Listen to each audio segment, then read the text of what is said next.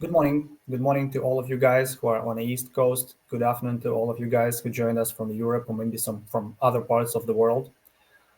It's February 29th, famous Leap Day, and I'm happy that you found the time to join me. I'll be happy to share with you some information on the recent findings in cybersecurity world. Let's give a couple of seconds for all of other folks that would be joining us in a couple of seconds. Let me have a little bit of housekeeping now. I will go through the slides. I will present you the information I have. Please feel free to drop your questions, comments into this special section of this LinkedIn page. I'll be happy to address those, and I'll be happy to have something like a communication. Of course, it cannot be a live communication due to what we have at the moment, but I'll be happy. I'll be happy to have this, and let's roll. Let's start this conversation with us today. So. Ladies and gentlemen, first of all, let me ask you a short question. Who are the best hackers in the world? Please give me your comments. Please give me your ideas. I'll be happy to see whom do you consider to be the best, the most sophisticated, malicious actors present in the cyber world as of today. You know, the famous Art of War by Sun Tzu definitely says that you need to know your enemy. And the most important thing here is to make sure that you pay attention to what they do, how they do, and basically why they do this. From the very beginning, malicious actors known as Russians, they were attacking the cybersecurity world in a different way. In 2014, when we started this observation based on the Russian and Ukrainian conflict, and it didn't actually start in 2022, as you can think, it was 2014 when we first mentioned things like NotPetya, like Emotet malware that spread and influenced cybersecurity world. We've been facing 2015, 2016 attack on cybersecurity world as the economic functions that were raised and that were broken. You've seen that the energy sector was under constant attack. And that's something that you need to figure out what was going on at that period of time. A lone wolf groups that were based in, thanks, actually, we have the comment from Mr. Oleg Radyuk saying China's that being the most sophisticated actors, Chinese and Russians are my favorite ones, actually. So the history of Russian attack in Ukraine, I'll be speaking about Russians today mostly because we are on the cutting edge of this war, and it brought up a lot of new threats, a lot of new opportunities for those folks. And what I'd like to figure out and share with you today is that the espionage that we face today, the undercover operations, were first backed up by malicious actors who worked in a lonely group. They were targeting organizations. It was something like hack and spread ransomware. They were fighting for money. They were fighting for fame. They were fighting to get themselves self-promoted.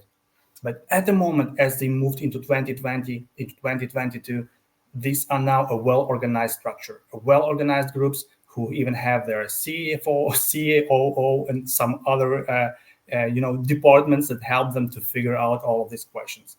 It's not a teenager in a black hoodie that is sitting inside of his basement now.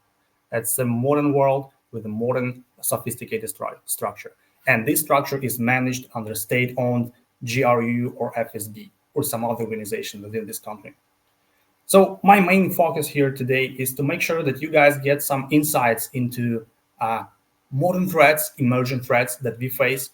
I would share with you some ideas on how to protect your organizations and what needs to be done as a key takeaways on this. So why should you actually trust me and why should you listen to this, first of all? Well, let me present myself. My name is Andrew. I work as MDR director with Under Defense. We have a brilliant team of 26 certified engineers, analysts who search and rush through security events on a daily basis. We face new attempts each and every day to break into the client's environments. And with this, my analysts, they analyze the telemetry, they take into account tactics, techniques, and procedures, so-called TDPs. They look into the patterns that happen within this world, to make sure that we follow up, that we stay in the same pace, or even sometimes go a little bit higher, a little bit faster than those guys do. For this reason, we do threat hunting sessions, and we bring this approach, and we try to make sure that you have an invaluable insights into how to protect your organization. We do red teaming, blue teaming, and so-called purple teaming to have our team ready to strike and to reply in case something happens. So with this, let me ask you a short question again. What are the biggest hacks of 2023 that you remember? Is there anything that you could name? Please drop it in the comments section so that we can discuss it. But I see that in our modern world, cybersecurity threats are being more and more merged into a civil life. I actually brought up this question lately with one of my friends, Carlos Fernandez from Agile Cyber Seal, and we were saying that people see much more and more feeds and news feeds that are being merged and that depict cybersecurity issues. So if news feeds talked about some disasters before, if they were natural ones, if it was something like on economics, now you see an impact of cybersecurity operations that impact and that have influence on our everyday basis life. Again, speaking with our friends and our partners, we could say that the MGM, Johnson's Controls hack, the attack of Chinese-backed hackers on U.S. government sector, the shutdown of Australian ports. These are bright examples of cybersecurity threats that actually came to life, that disrupted, that made sure that business stopped their operations. I see that you mentioned Kyivstar, that you mentioned Microsoft. 100% here with you. This is something that will stay with us for a long time. But first of all, what we need to do, what we need to understand is that we need to take the key takeaways from this. What was done wrong? Or maybe if they did everything right, is there anything that needs to be changed, updated, modified to stay in line with those actions? So I would want you maybe to imagine yourself being a malicious actor. Try to put their glasses on, try to rethink your security controls and security solutions, taking into account what information you actually own, what you process, or maybe you have something in transit. Are there any tools that you develop, or maybe you simply work with those, that might be of value to malicious actors? Because the value is something what they pursue, something that they go after. The more value you have, the more chance that your organization will be targeted. I would definitely want to make sure that we are trying to follow the best practices, and it means that once you have this information in front of you, you can sit down, you can structure it, you can have a strict plan on what needs to be done, what are the priorities, and where to take it further. On the defense team, we are working to analyze context when we do and triage cyber attacks. Context means that we pay attention to the time when it happened, the objective, the impact. The most important thing here is also to pay attention to so-called victimology. So you just try to address what are the targeted countries, what are the sectors of economy that were targeted, who is behind this. So all of this and mapping these to TDPs help you to understand and timely respond to cybersecurity incidents. You want to make sure that you have all information in front of you. What happened? Why happened? Who is behind it? So I'd like to share with you in these slides, in this presentation, what actually, a couple of examples of what we see, what are these action items that needs to be taken here, and what we need to do here as well. First of all, there is a large number of cybersecurity incidents that happened within this 2023. We see a shift from, as we discussed a little bit earlier, from hack and encrypt to real cybersecurity espionage actions. That means that cybersecurity malicious actors, they can sit undercover for a long time. They gather some intel, They figure out some trends. They do their best to get into your system and extract exact information that is needed for their organization. On the other hand, as we discussed when we were speaking about knowing your enemy, is a shift from the separate groups from different organizations that were so-called hacktivists doing some activities to Russian-backed military and military intelligence forces. These guys are actually targeting something. These guys are going after some subject. These guys are trying to achieve goals that are being set by high military institutions. We've seen a number of industries being targeted.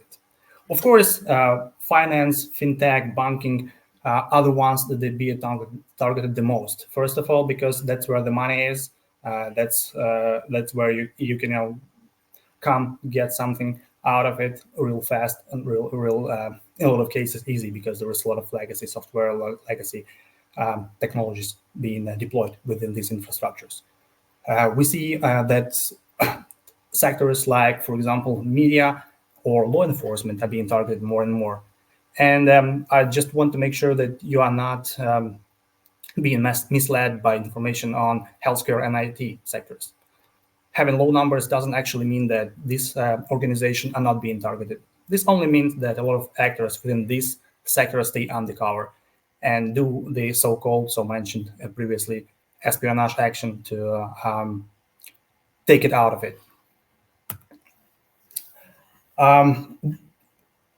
A large or increased number in security incidents is something that puts your team and efforts into more and more action. Though more victims means more losses. But the real secret action is actually behind the scenes. It's like a magic that is going on within the magician performance.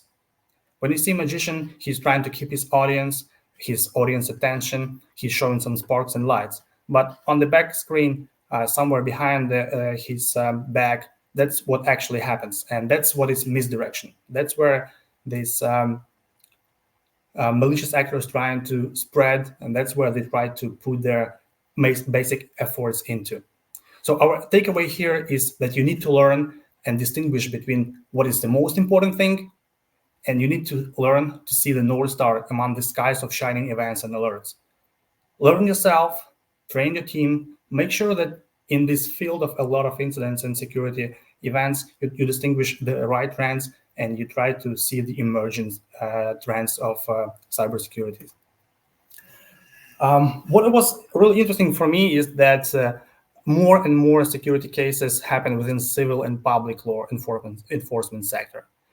That means that a lot of valuable information, like, for example, results of kinetic operations, results of the potential discovery of secret agents, or maybe even information on the secret information about the people, processes, and technologies of different organizations is being stored there.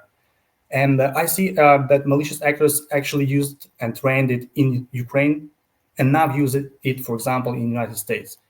Did you hear about the Trump case evidence leakage? That's what they did. So they practiced in Ukraine, they did everything needed, they extracted information and technologies and went back over here to try it in different parts of the world. And this shows a shift to espionage actions. In recent cases, we've seen that undercover agents stayed for almost a year to gather information, to make sure that they have the exact context of what they need.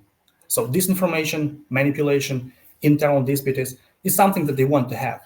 And with this, they try to focus on media sector, divide and conquer, the other principle of war. So Sun Tzu said that know your enemy, but the other principle of war is that you need to make sure that the society that you fight against is being divided. It's not unified. And media sector gives a beautiful advantage here.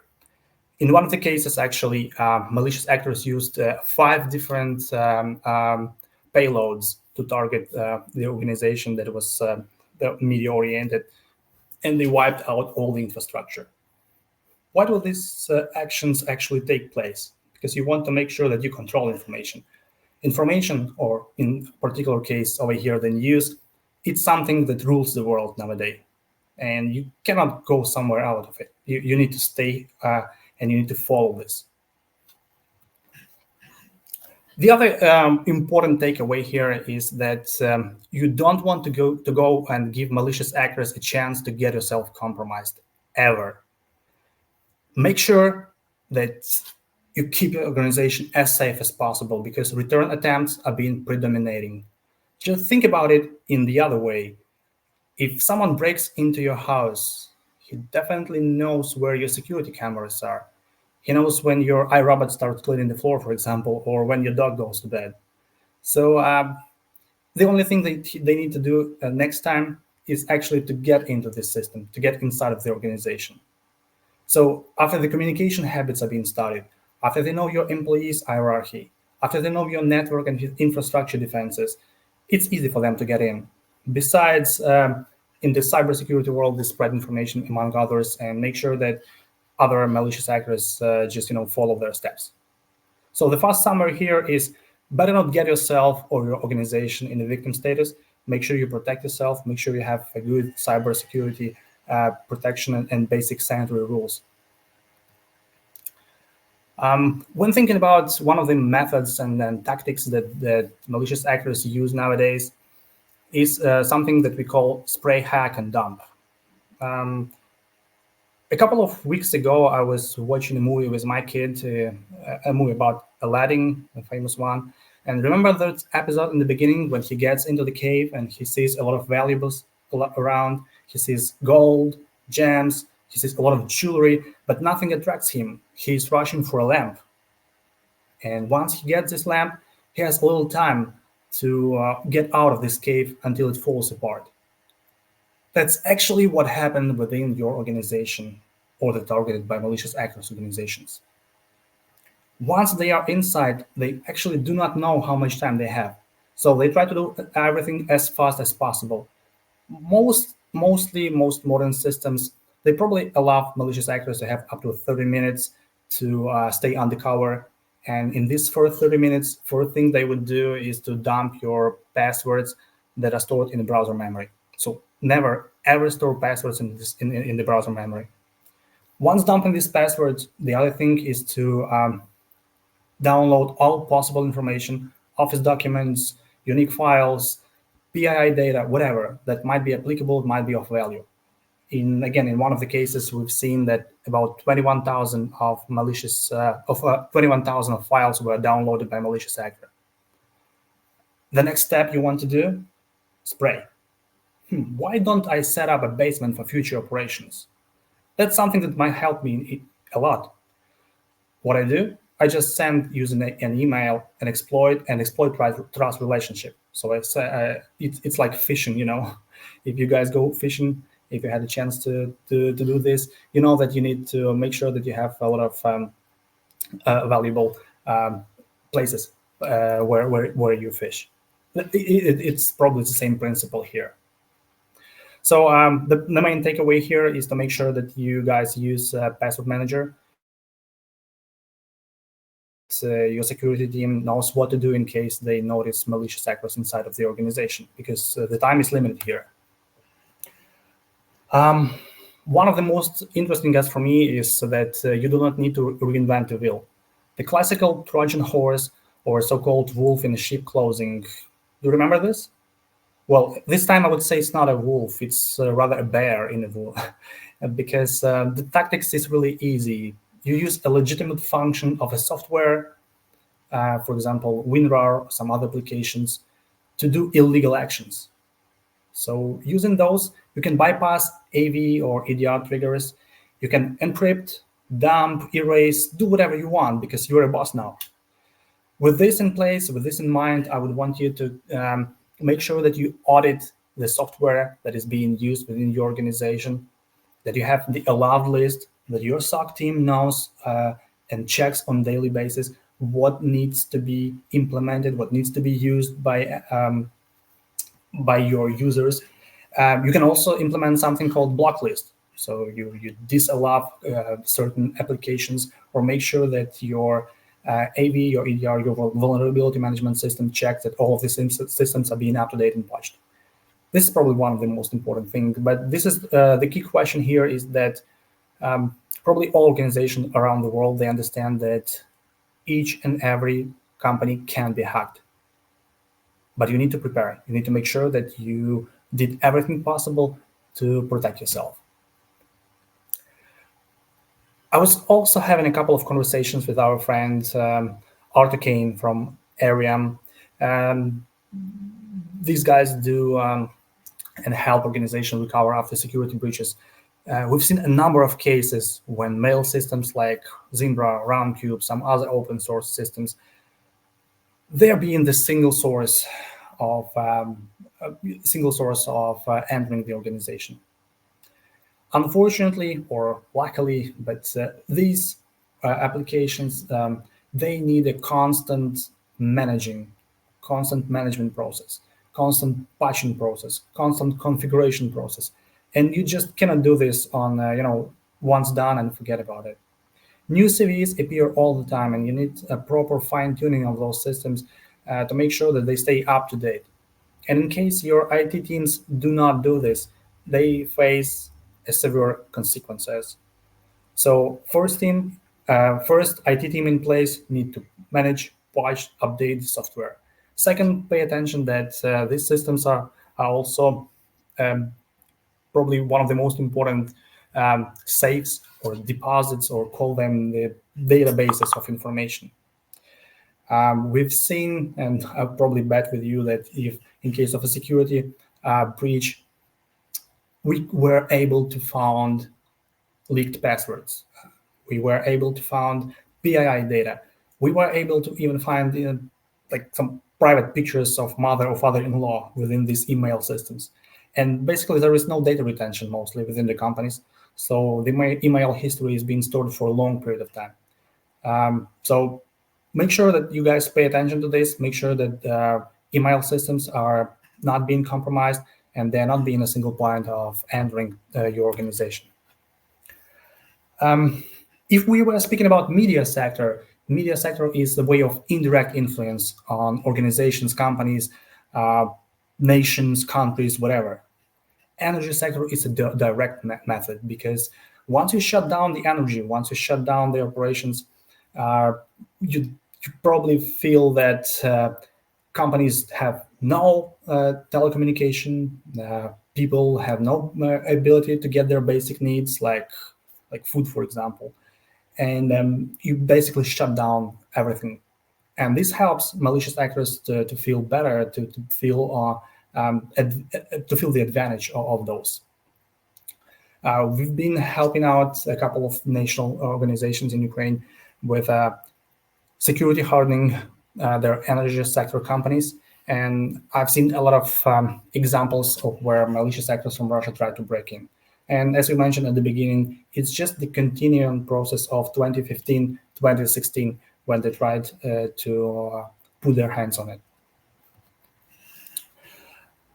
For those skeptical who say that cybersecurity is not a part of everyday life, I would assume that there is a direct example of how cybersecurity information, cybersecurity knowledge is used to direct missiles or drone. It's used to make sure that, for example, Ukraine's systems that are responsible for controlling militaries, for helping the people getting aid, they're being compromised as well. So despite what happens, it's always a matter of a target and a matter of what you use to achieve the goal. In general, I want you to think about this in a different way. How does this actually affect you, your organization, your company, or maybe even yourself? I was thinking about an example of when each and every organization think about it as a living creature. And when the organization is a living creature, you are being a tiny part of a whole system, of a whole ecosystem. What actually happened when the COVID struck back a couple of years ago? Each and every of us, we were sitting at home, we were alone, we were separated. We were very vulnerable to each and every emergent threat. The same happens in cybersecurity world. But what we managed to achieve as a society, as a world, we did vaccines. So we turned to a normal state. We started operating again. So protecting one organization means a lot. It's not that you spend something and you do not see an effect of it. Definitely, once that we start implementing cybersecurity measures, once we have a solid cybersecurity controls, we are in a good shape to fight off these cybersecurity threats. And what will you guys do when your opponent goes to gym and he is almost as big as an Arnold now? Would you stay on the couch, or would you follow him, and would you continue going to gym as well? I'd like to share my fears a little bit with you because after the war ends, we need to think about what happens with a number of malicious actors, a good, well-trained, sophisticated malicious actors who practiced a lot, who took their time to penetrate information networks, who did their best to go into the different sectors of economy. What would they do? I don't think that they would, turn into the government sector of Russia or China. They would attack organizations worldwide. And as a young teenager, in my student years, I was a big fan of Star Wars and Star Trek trilogy, and there is this famous space, the final frontier. Well, as I grow older, as I work in cybersecurity business now, I see that space is not a final frontier anymore.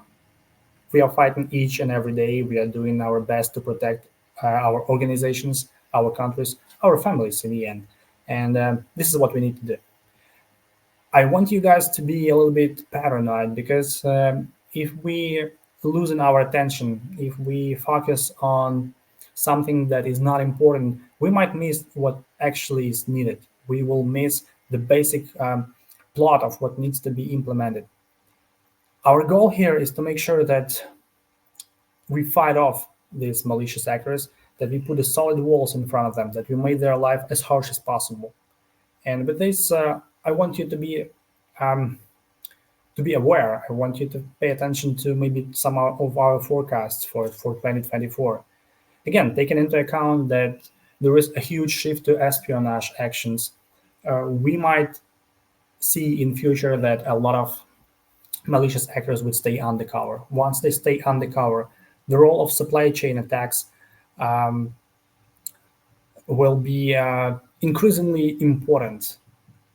We will need to make sure that we protect organizations from a standpoint of email security, because as I was describing you, there is a lot of valuable information there. So make sure you have 2FA enabled, something similar, something that needs to be done. But I constantly see a lot of companies that lack this. I see that, they are not aware of stealers, for example, that can take their information. Again, web browsers, saving passwords, password policies, the basic cybersecurity hygiene is something that we need to follow. And the final trend here is that don't hack tools, hack people. Rise in personal attacks would be tremendous in the near future. It's so much easier to spend some time and efforts to get a legitimate password and stay undercover, to bypass SOC MDR team, than to go straight ahead and attack and trying to open the front gates. There is definitely a lot of things that need to be implemented within each and every organization. But first of all, rethink about the value of your organization, the value of information that malicious actors can use.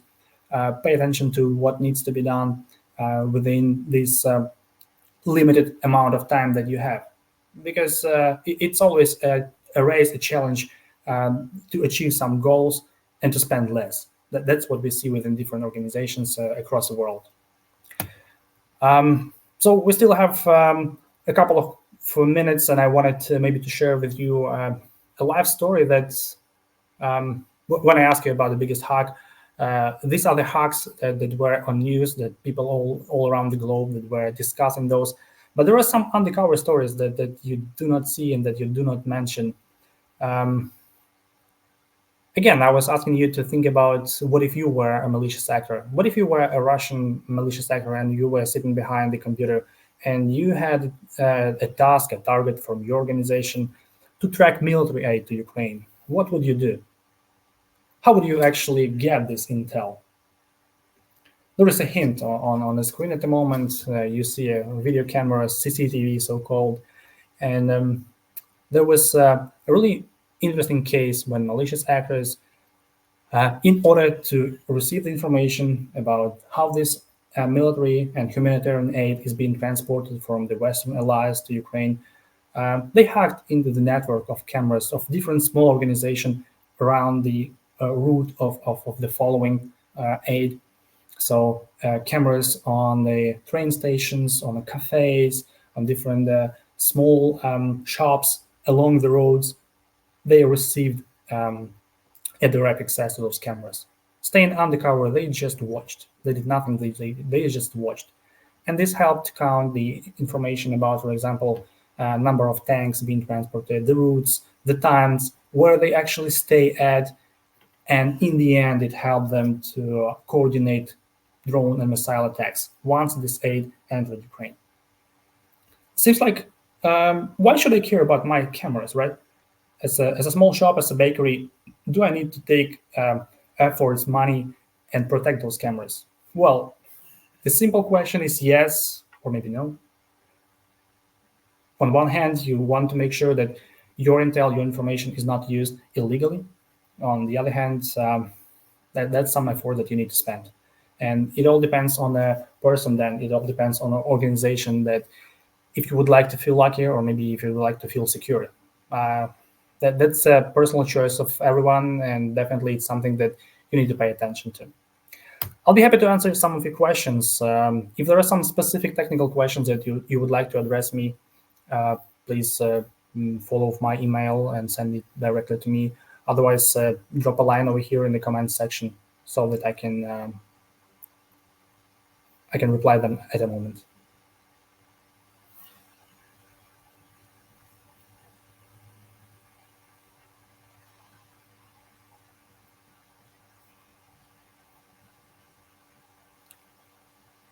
Well, no questions so far. Thank you so much for your attention. Please join me, drop me a message directly if needed, and hope to see you soon in the near future.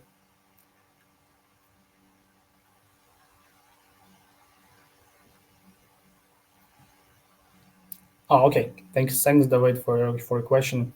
How would Kyivstar respond to such an attack? That's an interesting question because first of all, when you do a response, you need to make sure that you have the countermeasures, that you know who is attacking, what is being targeted, what is the main criteria for malicious actors, what they want to achieve, and that's where you put the thresholds. If you are a huge nationwide organization like Kyivstar or some other telecommunication provider, you want to make sure that all of your databases, all of your users, all of the people who has access to the specific information, that they're being properly secured. On the other hand, you cannot make sure that all of those thresholds, all of these security measures, 100% verified. So you want to have MDR and SOC team that reaches out and monitors for the security alerts. And once you see something that pops up, once something triggers, that's when you respond. It's definitely a very general question. It's hard for me to produce the exact the answer that will fit for your question. But in general, you take telemetry, you take data, you analyze it, you have security alerts, you respond to the alerts based on what these alerts produce.